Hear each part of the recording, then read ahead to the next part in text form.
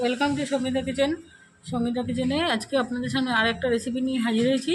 সেটা হচ্ছে ওল ডাঁটা চিংড়ি দিয়ে চচ্চড়ি। এই দেখুন, ওল ডাঁটাগুলো এইভাবে লম্বা লম্বা করে বাইরে থেকে কেটে এনেছে। এগুলো খোসা ছাড়িয়ে দেখুন এরকম সরু সরু করে ডাঁটার মতো কেটে নিতে হবে। কেটে নিয়ে আমি আপনাদের সামনে ফিরে আসছি।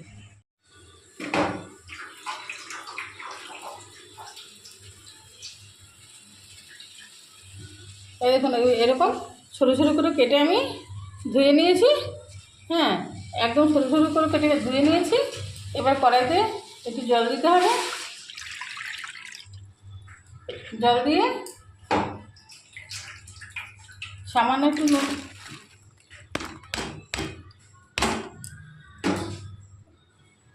একটু নুন দিয়ে এটাকে সেদ্ধ করে নিতে হবে।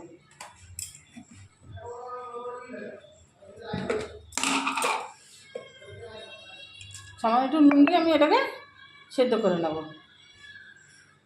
এবার এটা সেদ্ধ হতে থাক। এবার কী কী মশলা লাগবে আমি আস্তে আস্তে তৈরি করে নিচ্ছি।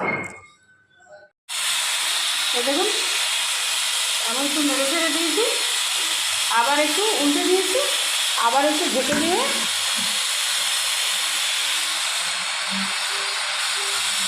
আবার একটু ঢেকে দিলাম, আর একটু সিদ্ধ করে নেব।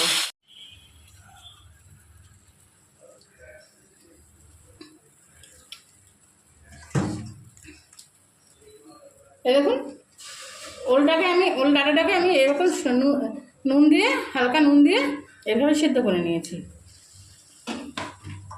এবার এর মধ্যে মশলা যেটা লাগবে সেটা হলো, দেখুন, 1 চামচ নারকেল বাটা, 2 চামচ নারকেল বাটা, 1.5 চামচ কাঁচা লঙ্কা বাটা, 1/2 চামচ জিরে বাটা, 1 চামচ সর্ষে বাটা, আর 1/2 চামচ আদা বাটা। আর লাগবে চিংড়ি মাছ। এবার দেখুন, প্রথমে আমি কড়ার মধ্যে একটা শুকনো লঙ্কা ফোড়ন দিয়ে দিলাম। সামান্য একটু তেল দিয়ে দেবো, শুকনো লঙ্কা ফোড়ন দিয়ে দেবো, আর দিয়ে দেবো একটু কালো জিরে।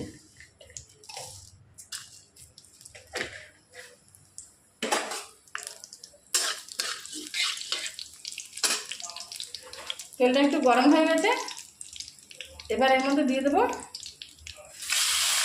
চিংড়ি মাছ।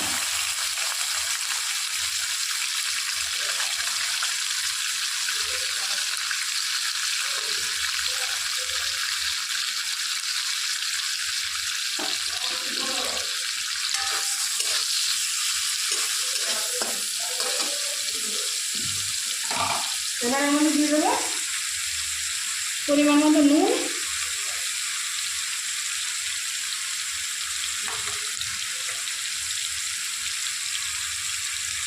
আর পরিমাণ মতো হলুদ।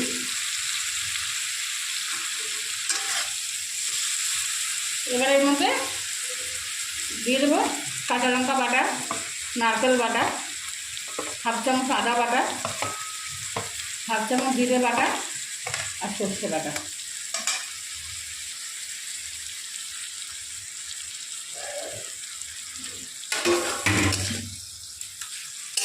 এবার একটু নাড়াচাড়া করে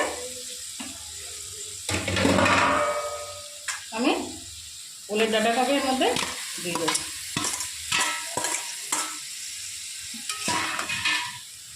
মশলাটা খুব কষানোর, চিংড়িটা ভাজারও দরকার নেই, এরকম ভাপা।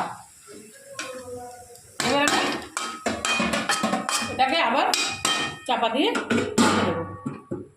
5 মিনিট চাপা দিয়ে রেখে দেবো। রেখে দিয়ে আমি আপনাদের সামনে ফিরে আসছি। দেখুন, একটু নরম নরম হয়ে গেছে। এবার নামানোর আগে যেটা দিতে হবে, এর মধ্যে আমি দিয়ে দেবো সামান্য পরিমাণ কাঁচা তেল। একটু কাঁচা তেল দিতে হবে, সামান্য একটু চিনি, আর সামান্য একটু রুটি খাওয়ার আটা, সামান্য। যদি এখন একটু সেদ্ধ হতে বাকি আছে, তখন এর মধ্যে আপনারা আবার একটু চাপা দিয়ে আর একটু ঢাকা দিয়ে রেখে দিতে পারেন, কিন্তু আমার সিদ্ধ হয়ে গেছে, শুকিয়েও গেছে। এবার আমি এটাকে একটা পাত্রে নামিয়ে নিচ্ছি।